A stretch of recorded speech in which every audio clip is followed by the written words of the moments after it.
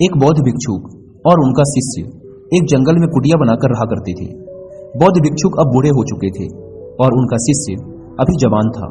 बूढ़े बौद्ध भिक्षुक एक बहुत ही बड़े ध्यानी व्यक्ति थे। जब वे ध्यान करने बैठते तो दो दिनों तक ध्यान ही करते रहते। उन बूढ़े बौद्ध भिक्षुक के पास एक बहुत ही अनोखी शक्ति थी कि वो ध्यान की अवस्था में भविष्य को भी देख सकते थे। एक दिन जब वो ध्यान कर रहे थे तो उन्होंने देखा कि आज से 8वें दिन उनके उस युवा शिष्य की मृत्यु हो जाएगी। उन्होंने अपने शिष्य को अपने पास बुलाकर कहा, मैं तुम्हें अगले 7 दिनों की छुट्टी देता हूँ। तुम इन 7 दिनों के लिए अपने घर रहकर आ सकते हो। शिष्य ने खुशी से कहा, क्या यह सच है गुरुवर? गुरु ने कहा, हाँ, मेरा पिछले कई दिनों से अपने घर वालों से मिलने का मन भी कर रहा था। शिष्य ने मुस्कुराते हुए कहा। गुरु ने कहा, ठीक है, तो अब तुम जा सकते हो, लेकिन याद रहे 8वें दिन की शाम होने तक तुम्हें यहाँ वापस पहुंचना है। शिष्य ने हाँ में सर हिलाते हुए कहा, ठीक है गुरुवर, मैं पहुंच जाऊंगा, लेकिन आप अपना ख्याल रखिएगा। अब आप बूढ़े हो चुके हैं, इसलिए आश्रम का कोई भी काम हो उसे मेरे लिए छोड़ देना, मैं वापस आते ही उसे कर दूंगा। इसके बाद शिष्य गुरु का आशीर्वाद लेकर पहाड़ी से नीचे उतर गया, बिना यह देखे कि गुरु की आंखों में अपने शिष्य को खोने का दर्द था। शिष्य के गांव के रास्ते पर एक नदी पड़ती थी। उस नदी के किनारे चींटियों का एक हिल था, जहां लाखों चींटियां थी। उनमें से कुछ चींटियां लगातार हिल के अंदर जा रही थी और कुछ बाहर आ रही थी, जिसमें से कुछ चींटियां एक दूसरे से टकरा जाती और फिर अपना रास्ता बदल लेती। यह सब देख उस शिष्य को बड़ा आनंद आ रहा था। वह कुछ देर तक वहीं खड़ा होकर उन चींटियों को देखता रहा। फिर अचानक उसका ध्यान नदी की तरफ गया। उसने देखा कि नदी का पानी धीरे धीरे बढ़ रहा है, जिससे उठने वाली लहरें चींटियों के हिल के पास तक पहुंच सकती हैं, जिसकी वजह से ये लाखों चींटियां बेवजह मारी जाएंगी। यह सोच उसने तुरंत ही अपने ऊपर के कपड़े उतारे और उसमें मिट्टी भरकर चींटियों के हिल के चारों तरफ एक घेरा सा बना दिया। साथ ही उसने बड़े ही कलात्मक तरीके से मिट्टी को काटकर एक छोटी सी नाली बना दी, ताकि लहरों से आने वाला पानी नाली के माध्यम से वापस नदी में चला जाए। इसके बाद वह नदी पार कर अपने घर चला गया। घर पहुंचने के बाद उसके 8 दिन कब बीत गए उसे पता ही नहीं चला। 8वें दिन उसे याद आया कि आज शाम तक तो गुरु ने आश्रम में वापस लौटने का आदेश दिया था। उसने उस रात ही अगली सुबह आश्रम के लिए निकलने हेतु सारी तैयारी कर ली थी। सुबह होते ही वह आश्रम के लिए निकल पड़ा।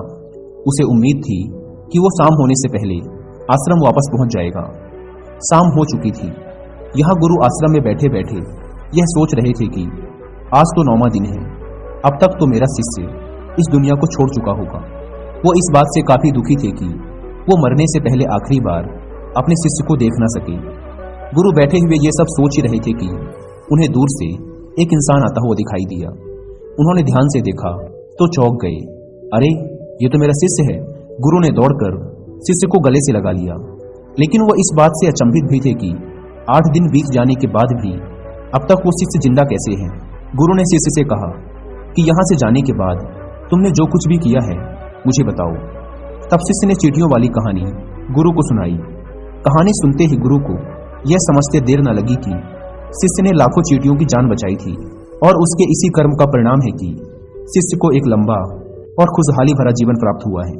कहानी सुनने के बाद गुरु के मुंह से अनायास ही निकल गया कि कर्मा लौट कर जरूर आते हैं। शिष्य को गुरु की इस बात का मतलब समझ नहीं आया, लेकिन उसने पूछा भी नहीं और चुपचाप अपने आश्रम के कामों में लग गया। अगर हम अपनी जिंदगी में देखें तो इसे खुशी खुशी जीने का सबसे आसान तरीका है कि हम अच्छे कर्म करते रहें। इस कहानी की तरह यह जरूरी नहीं कि अच्छे कर्म हमारी उम्र को लंबा ही करेंगे, लेकिन इस बात की गारंटी है कि अच्छे कर्म हमारी जिंदगी में आने वाली दुख और परेशानियों को कम जरूर कर देंगे। कर्मों का एक बहुत ही साधारण सा सिद्धांत है कि हम जो कुछ भी करते हैं उसका कई गुना लौटकर हमारे पास ही आता है। फिर चाहे वो अच्छे कर्म हो या बुरे, दोनों ही कई गुना होकर हमारे पास आते हैं। अच्छे कर्म करने के लिए ये जरूरी नहीं कि हमारे पास पैसा ही होना चाहिए, और ना ही सिर्फ किसी की जान बचाना ही अच्छा कर्म कहलाता है। किसी असहाय की छोटी सी मदद करना भी अच्छा कर्म है। किसी डीमोटिवेटेड इंसान को मोटिवेट करना भी अच्छा कर्म है। किसी दुख भरे इंसान को संतावना देना भी अच्छा कर्म है। कुल मिलाकर अगर हम किसी भी तरीके से किसी के दुख को कम कर पाए तो वो एक अच्छा कर्म है। और जैसे गलत कर्म करने से हमें बुरा लगता है, और दुख भी होता है, ठीक उसी तरह अच्छे कर्म करने से हमें सुख की अनुभूति होती है।